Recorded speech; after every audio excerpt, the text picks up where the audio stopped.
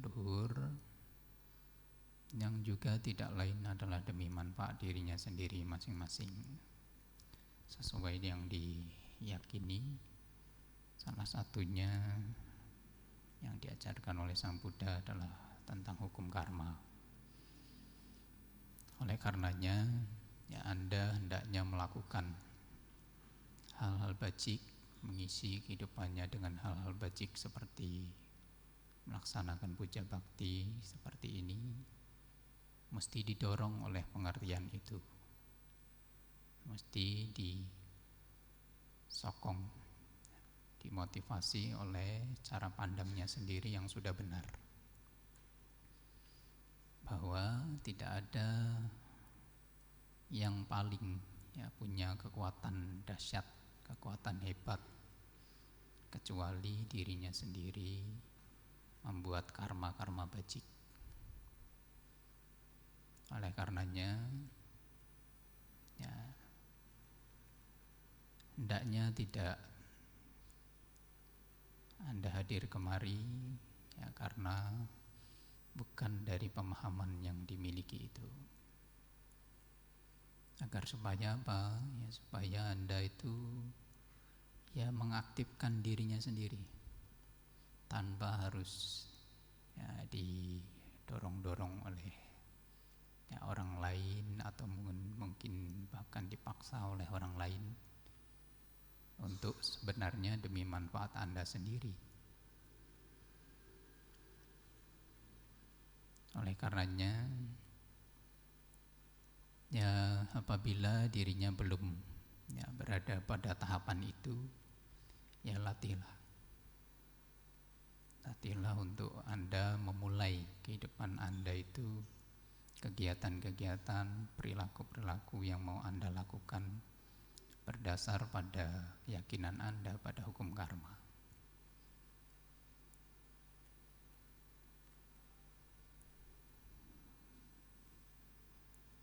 Yakni ketika ada sebab, ada akibat. Apakah akibatnya itu baik, akibatnya tidak baik, semuanya berasal dari sebab yang kita lakukan sendiri.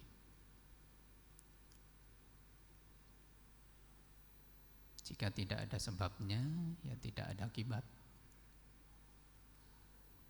Oleh karenanya, cara pandang umat Buddha memang diarahkan demikian oleh Sang Buddha.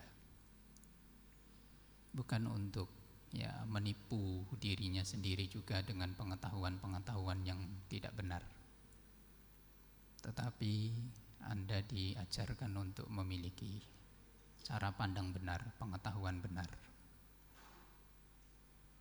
Hukum karma ini adalah pengetahuan yang benar, bahwa jika dirinya tidak berbuat, tidak akan mungkin ada akibat yang menghampiri dirinya. Apakah itu adalah akibat baik, akibat buruk? Jadi bukan disebabkan oleh orang lain. Semua yang kita alami, kita peroleh dalam kehidupan ini bukan karena orang lain, tetapi dari semua perilaku yang sudah kita lakukan. Maka ketika Anda memiliki pemahaman benar demikian, yang harus diubah adalah juga perilakunya sendiri, dirinya sendiri terus-menerus. Yang harus dikoreksi adalah juga dirinya sendiri terus-menerus, bukan mengoreksi orang lain.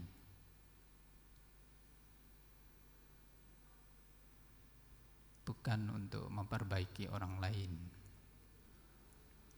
tetapi perbaiki terus-menerus perilakunya sendiri. Sampai kapan? Sampai sempurna. Jika dirinya sendiri pun belum sempurna, tentu Anda ingin memperbaiki orang lain itu tidak mudah. Dan itu juga tentunya akan sangat banyak membuang waktu untuk tidak memberikan banyak sekali manfaat untuk dirinya.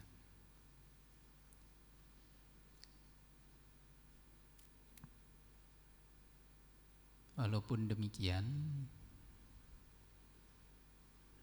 ya, di dalam kehidupan kita sehari-hari, ya memang kita tidak bisa terlepas kontak dengan orang lain. Utamanya ya dalam lingkup keluarga, dalam lingkup ya berteman dan lain sebagainya. Ya secukupnya saja. Secukupnya Anda memberitahukan kepada mereka jika memang ya perlu untuk diberitahu. Jika tidak ya bisa untuk diberitahu, belum bisa untuk diberitahu, jika Anda masih ya, punya semangat untuk mau memberitahu, ya silakan, tetapi tidak perlu untuk Anda terlalu sibuk ya mengurusi orang lain, ya mengurusi ya perilaku-perilaku buruk orang lain. Anda mau nilai, Anda mau perbaiki, sementara diri Anda sendiri belum tentu sudah sempurna, sudah bersih, sudah penuh dengan kebajikan-kebajikan. Apalagi sampai ya memberitahunya itu ya, bukannya melatih kesabaran, bukannya melatih hal-hal baiknya. Yang sudah baik itu memberitahu, nah, tetapi ketika orang lain tidak bisa diberitahu, Anda justru berbuat karma buruk, timbul jengkel, timbul benci, timbul tidak suka.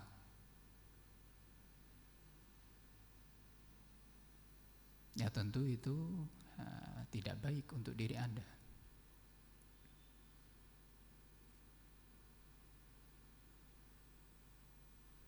Dan itu Sang Buddha katakan ya memang awalnya niatnya mau memberikan manfaat untuk orang lain, tetapi tidak bermanfaat bagi dirinya sendiri jika timbul kejengkelan, jika timbul kebencian, timbul kemarahan.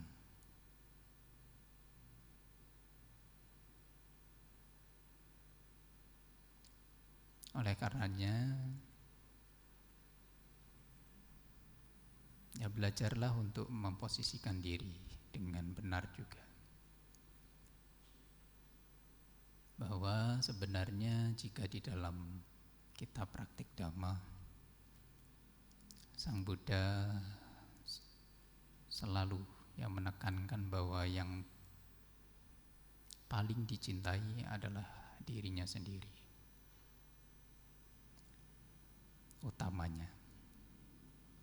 Bagaimana cara mencintai dirinya sendiri? Ya jaga perilakunya sendiri yang diperbaiki menjadi baik, menjadi luhur, bahkan hingga menjadi ya, suciwan.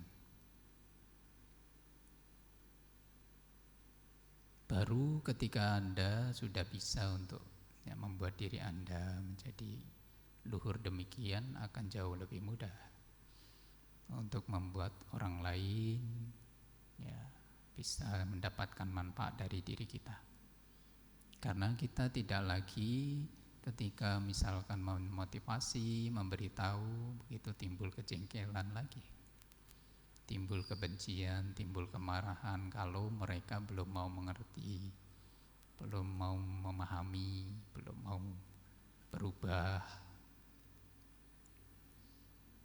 Tetapi kalau dirinya sendiri saja belum berhasil, ya sangat riskan. Apalagi kita mau justru ya mengutamakan orang lainnya yang supaya dapat manfaat duluan.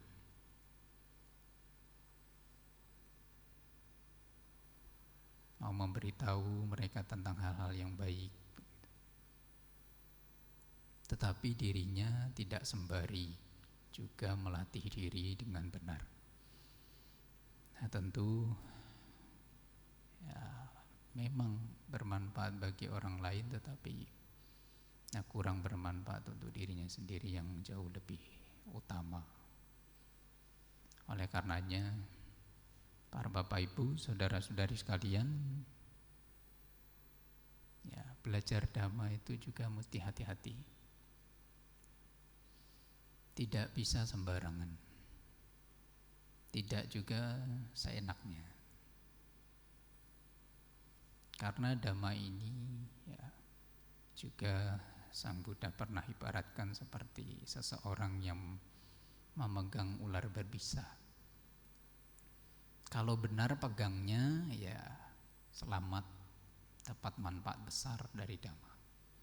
Tapi kalau salah digunakan, seperti kita memegang ekor ular berbisa itu, bukan pegang kepalanya, maka dia akan mematuk, akan membuat kita menjadi orang yang juga ya keliru menggunakan dhamma itu. Bukan dhammanya yang salah, tetapi kita yang keliru menggunakan dhamma itu.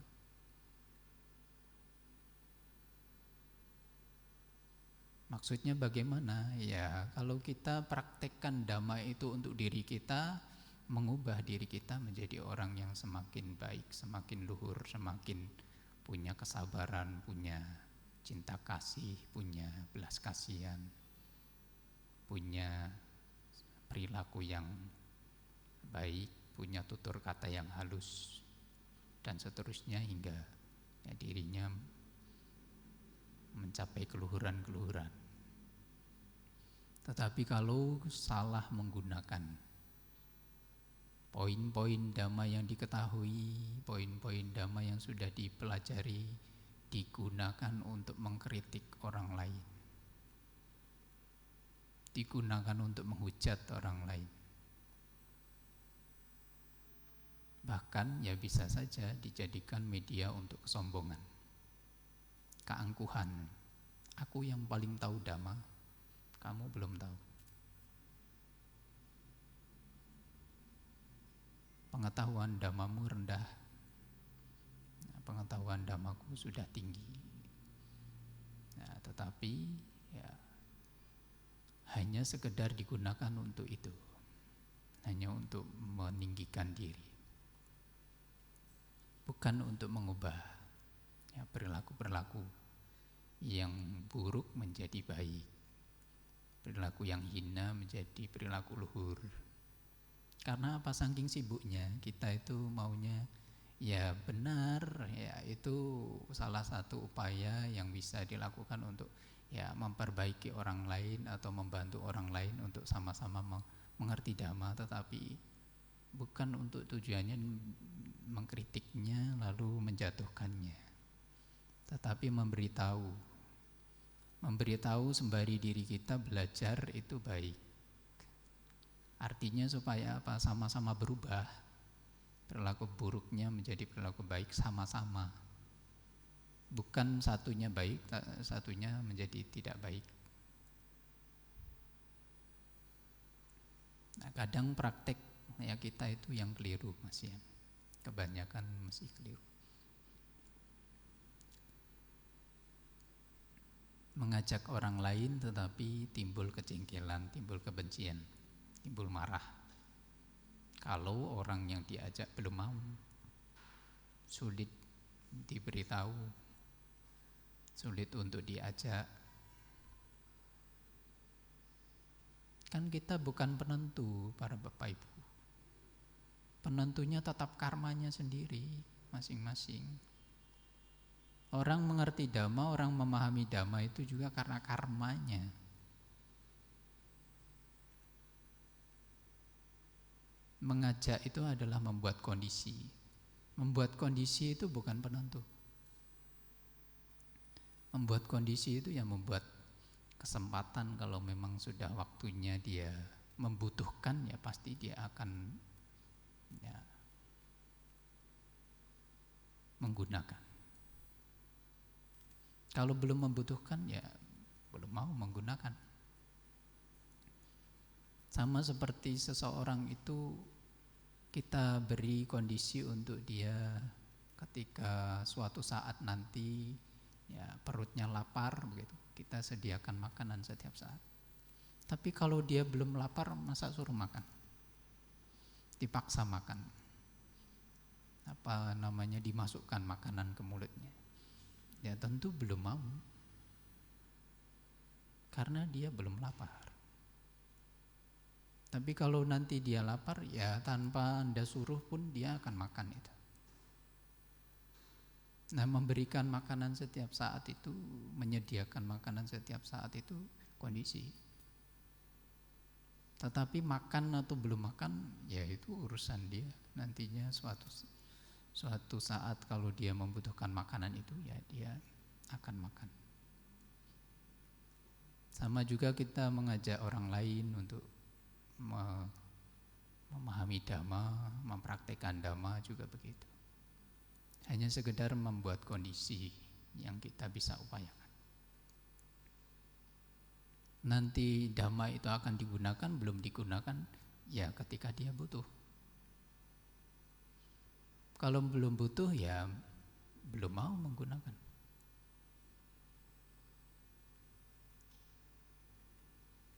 Oleh karenanya, ya mengajak itu baik, tetapi memaksa itu tidak baik.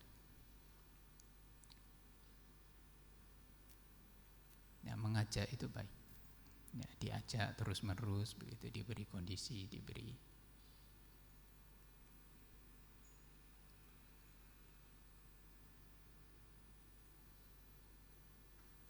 sebab untuk dia bisa membuahkan karma baiknya.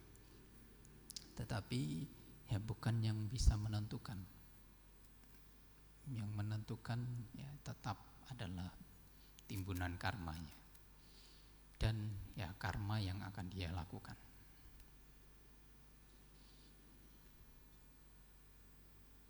Para Bapak Ibu, saudara-saudari sekalian, ada salah satu sutta di dalam Anguttara Nikaya ya, yang berjudul Maha Sala Putta Sutta, yakni sutta tentang seseorang yang seperti pohon sala besar. Biasanya sutta itu hanya diberi judul ya berkenaan dengan ya hal yang juga ada di dalam sutta, bisa berupa perumpamaannya ya, ataupun ya tokohnya yang ada di dalam sutta. Nah, ini sutta berkenaan dengan seseorang yang seperti pohon sala besar. Ya, tentu ada perumpamaan yang berkaitan dengan pohon sala yang besar. Jadi diberi penjudulan ketika Tipitaka ditulis ataupun diulang pada saat pengulangan ajaran Sang Buddha oleh para anggota sangga yang awal-awal setelah Sang Buddha parinibbana. Jadi Sang Buddha di dalam khotbah ini mengibaratkan seperti pohon sala yang besar yang ada di pegunungan Himalaya. Pohon sala itu bisa tumbuh, bisa berkembang dan akan menyokong ketika mendapatkan nutrisi yang cukup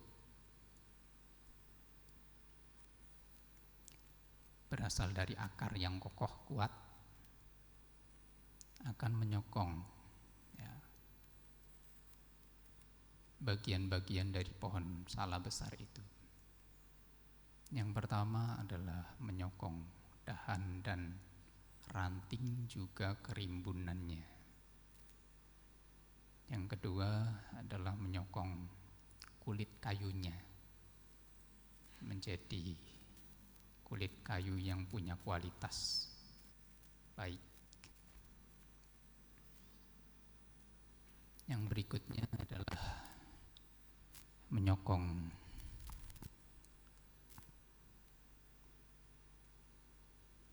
inti kayu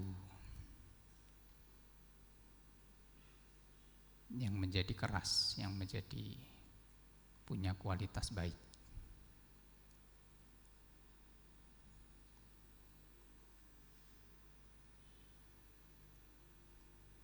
Dan juga ya menyokong seluruh dari komponen batang dan kayu hingga buah, bunga dan lain-lainnya menjadi punya kualitas. Hal itu disamakan dengan apabila di dalam satu keluarga terdapat seseorang yang punya keyakinan pada Tiratana. Utamanya di sini mengacu pada seorang putra. Putra dalam satu keluarga yang memiliki pengaruh di dalam keluarga itu. Dan orang-orang yang lainnya yang ada di dalam keluarga itu menghormatinya. Mengikuti semua perkataannya, mengikuti semua teladannya, secara singkatnya begitu. Dan ini bisa salah satunya harus dimiliki oleh dalam satu keluarga itu adalah seorang kepala keluarga. Seorang laki-laki yang menjadi kepala keluarga di satu keluarga.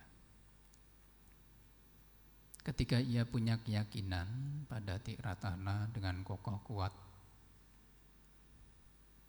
maka karena ia adalah seorang kepala keluarga yang punya keyakinan, dia itu bisa punya pengaruh kuat untuk menyokong yang lainnya, anggota keluarga yang lainnya, untuk juga kokoh kuat dalam keyakinan pada Tiratana.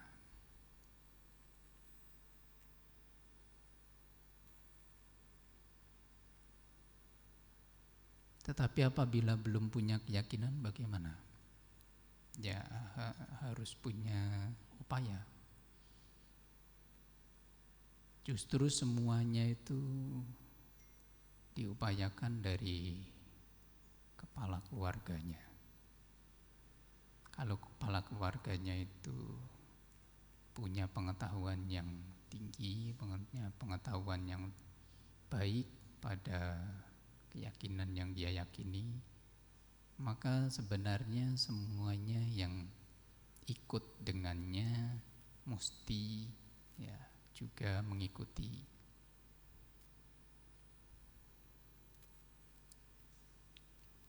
Karena di dalam ajaran Sang Buddha sendiri, sosok pria di dalam satu keluarga itu adalah memang juga pemimpin. Pemimpin yang harus dihormati oleh istrinya, yang dominan memberikan pengaruh besar di dalam keluarga. Jika Anda mau mengetahui bagaimana pola berkeluarga di dalam agama Buddha yang sesuai, jadi pria itu justru pemimpin yang juga nantinya mengajari istrinya, mengajari anaknya, membimbing istrinya, membimbing anaknya.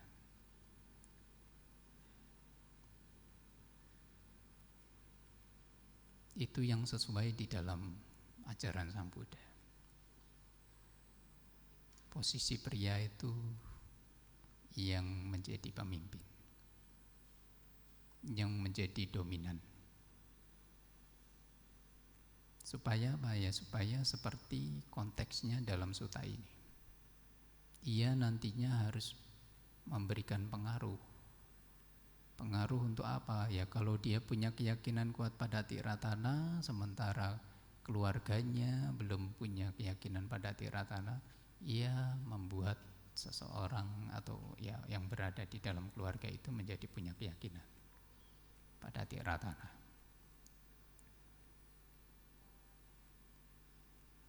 Ketika keluarganya belum mengerti tentang sila, karena di dalam keyakinannya pada Tiratana juga melatih diri di dalam kemoralan, dirinya sendiri juga telah melakukan praktek kemoralan dengan baik, maka ia akan juga mengajak, memberi pengaruh kepada keluarganya untuk hidup bermoral.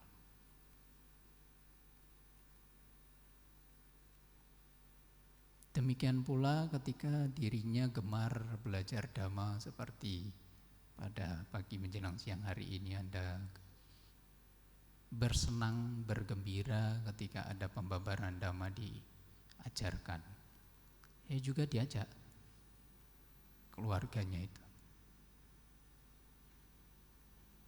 Ya, diajak untuk ikut senang mendengarkan Dhamma. Karena apa? Karena sudah tahu manfaat dari mendengarkan Dhamma, mendapatkan pengetahuan luhur, mendapatkan pengetahuan untuk menjalani kehidupan yang baik, yang benar, sesuai dengan yang diyakini. Dan tahu juga manfaat-manfaatnya.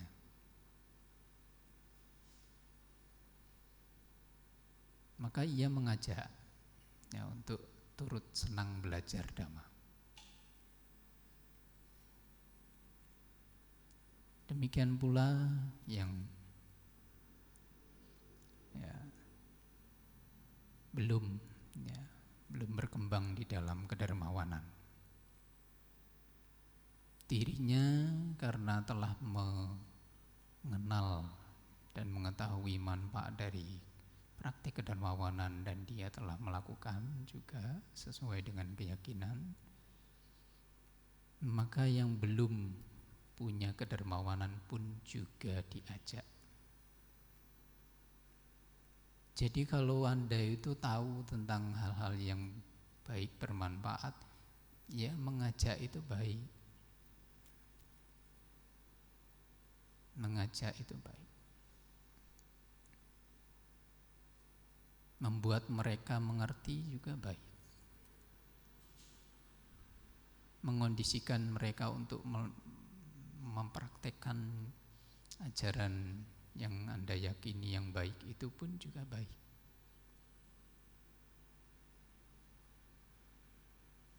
Oleh karenanya ya jangan ketika Anda ya mengerti sendiri tentang hal-hal yang baik itu ya Anda hanya praktek sendirian. Ya, hanya praktek sendirian.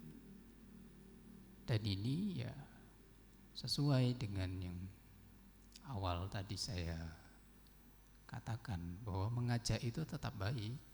Yang tidak baik itu ngajak tapi ketika yang diajak nggak mau Anda marah-marah, Anda jengkel, Anda benci, itu yang tidak benar. Tetapi mengajak itu baik. Ketika yang diajak belum mau, ya Anda ajak lagi besoknya.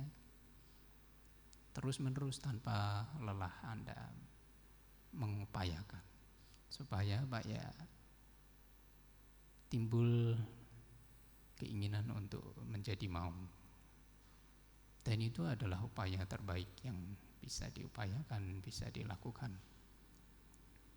Ketika Anda memang punya cinta kasih kepada mereka, punya rasa cinta, rasa kasih sayang kepada mereka. Dan memang tidak mudah, tetapi itu adalah justru juga melatih diri Anda sendiri.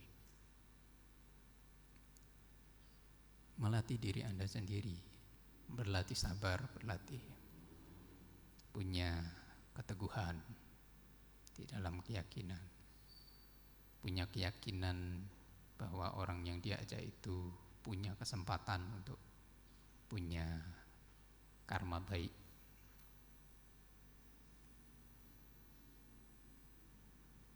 Jadi kita tidak bosan-bosan begitu mengajak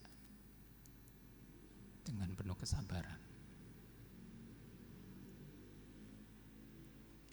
Demikian pula ya seseorang yang belum punya kebijaksanaan, belum mengerti mana yang baik, mana yang buruk, ketika dirinya sudah tahu bahwa praktik yang harus dilakukan adalah hanya melakukan hal-hal yang baik, dan dirinya sudah tahu mana yang baik, mana yang buruk, juga hendaknya mengajarkan kepada mereka, memberitahukan, oh ini yang baik, ini yang buruk. Dan ketika kita punya pengaruh yang besar demikian, ya tentu orang-orang yang mengikuti kita itu ya akan ikut.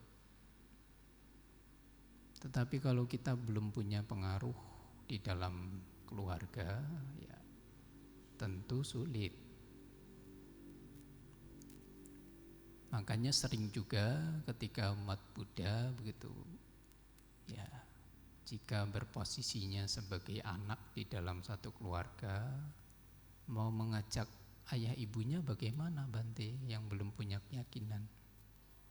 Ya, karena Anda misalkan tidak punya pengaruh, ya sulit.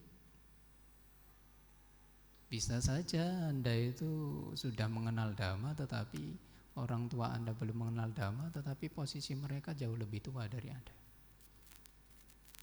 Ya tidak gampang. Apalagi ya suatu posisi itu yang jauh lebih ditinggikan di dalam lingkup masyarakat itu dibanding dengan nilai-nilai luhur yang jauh lebih dihormati. Tentu tidak mudah. Oleh karenanya justru sebenarnya struktural yang benarnya ya memang dari atas ke bawah. Dari orang tua ajarkan ke anaknya, tapi kan belum tentu memang orang tua semuanya sudah mengenal Dhamma. Ya, belum tentu semuanya mengenal Dhamma. Dan justru kebanyakan ya sebaliknya, ada anaknya yang justru mengenal Dhamma duluan. Maka bagaimana upaya yang bisa dilakukan? Ya praktekkan Dhamma itu dengan sebaik mungkin, supaya sampai orang tua Anda itu memahami, menilai, mengerti, oh kamu setelah praktek ajaran itu kamu menjadi jauh lebih baik, kamu jauh lebih punya nilai-nilai luhur. Nah, nanti lambat laun jika karmanya sudah sampai ya tertarik juga. Jadi tidak perlu arogansi. Ya, arogansi langsung ya saya mau ngajarin orang tua saya, ya enggak bisa.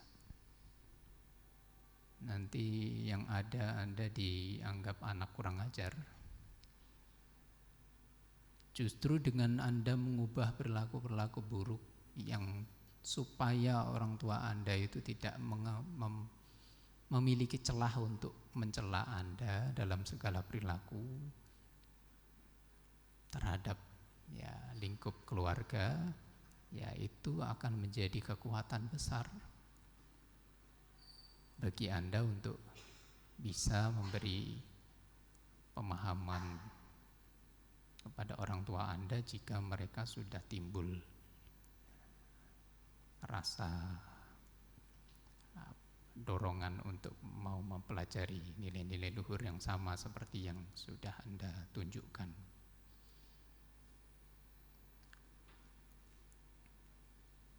Dan itu adalah juga bukan suatu hal yang utama perlu untuk Anda lakukan di dalam praktek Dhamma, memberi pengaruh pada orang lain, tetapi utamanya untuk diri Anda sendiri. Untuk diri Anda sendiri. Anda juga nantinya sebagai ya pemimpin di dalam keluarga juga sebenarnya Anda mengajari yang lain-lainnya mengajak yang lain-lainnya juga sebenarnya karmanya tetap milik Anda. Karmanya tetap milik Anda sendiri, bukan untuk orang lain. Orang lain mendapatkan manfaat ketika dia mempraktekkan juga, dia mau memahami juga. Oleh karenanya para Bapak Ibu saudara-saudari sekalian, ya, di dalam sutta ini Sang Buddha mengajak untuk Anda ya, punya akar yang kuat, punya keyakinan yang kuat terlebih dahulu pada apa yang Anda yakini. Ubahlah diri Anda terlebih dahulu, seperti layaknya pohon salai yang punya akar yang kuat, ya, akan menyokong ya batangnya, menyokong dahannya, menyokong rantingnya, menyokong dedaunannya, menyokong bunganya, dan lain-lain. Demikian pula kita punya keyakinan pada ajaran Sang Buddha ini, pada Tiratana, ia juga tunjukkanlah praktek-praktek yang sesuai. Diawali dengan keyakinan Anda pada Tiratana, pada keluhuran Buddha, pada keluhuran Dhamma, pada keluhuran Sangha. Ikuti ya, praktek-praktek yang sesuai, murnikan praktek-praktek yang sesuai. Yakni setelah punya keyakinan, ya praktekkan kemoralan, praktekkan ketertarikan terus-menerus mendengar Dhamma secara bertingkat, dari teori mendasar sampai teori yang mendalam. Kembangkan kedermawanan,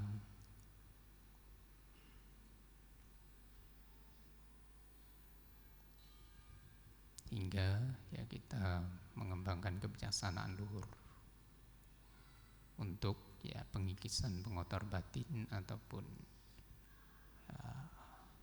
penghancuran pengotor batin secara total.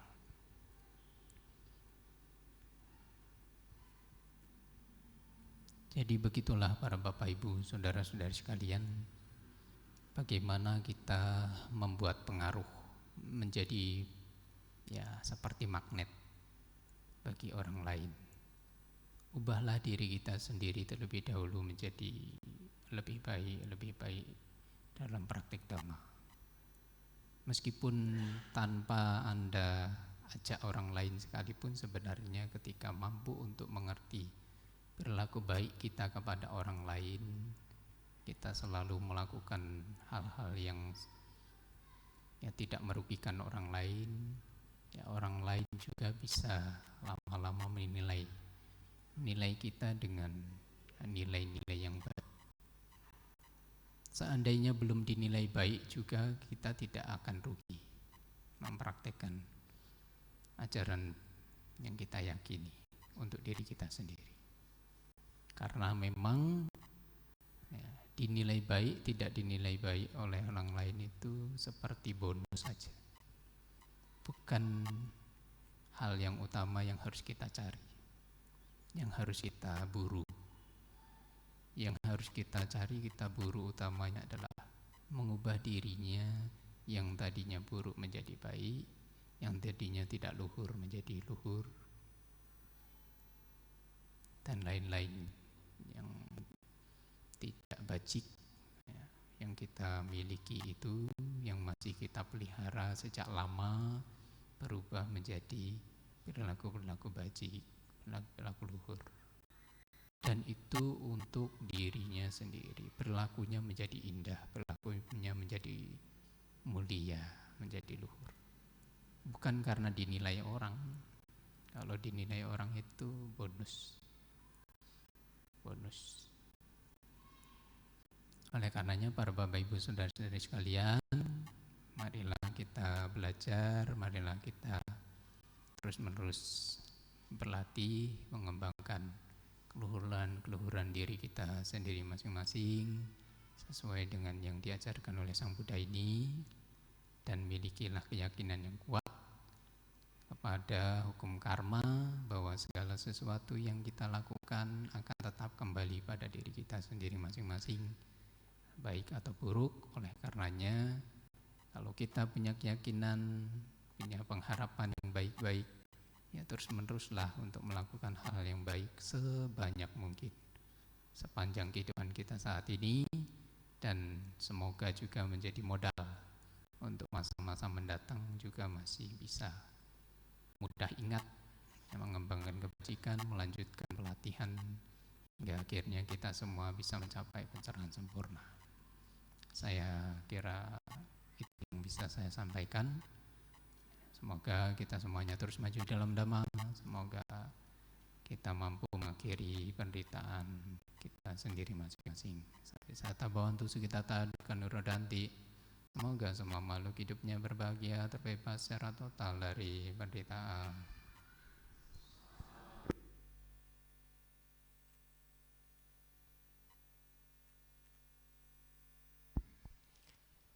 Anumodana kami sampaikan kepada Yang Mulia Bante. Semoga apa yang disampaikan dapat memberikan manfaat kepada kita untuk kemudian kita dapat praktekkan dalam kehidupan sehari-hari. Selanjutnya misa puja akan diserahkan oleh Romo Chandra kepada Romo. Silahkan.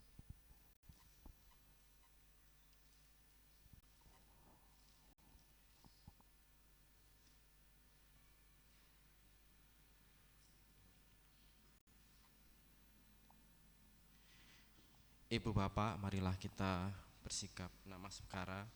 Kita bersama-sama mengucapkan Okasa Wandami Bante. Ya, semoga semuanya berbahagia, sehat, panjang usia, tercapai yang dicita-citakan, terbebas secara total dari